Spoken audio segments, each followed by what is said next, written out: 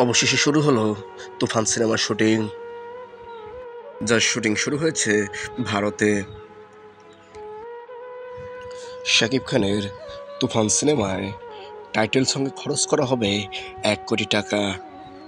হ্যাঁ বন্ধুরা, অলরেডি এই গানের শুটিং শুরু হয়ে গিয়েছে। এই গানের মধ্য দিয়েই এক অন্যরকম শাকিবকে পাওয়া যাবে, যেখানে দেখা যাবে এক তুখোর গ্যাংস্টারের চরিত্র। তো বন্ধুরা, একটা টাইটেল সঙ্গে যদি 1 কোটি টাকা খরচ হয়, তাহলে পুরো সিনেমার বাজেট কত হতে পারে? তুফানের সর্বশেষ আপডেট পেতে আমাদের ইউটিউব চ্যানেলকে সাবস্ক্রাইব করে রাখুন।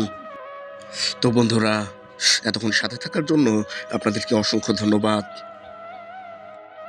দেখা হবে পরবর্তী কোনো ভিডিওতে।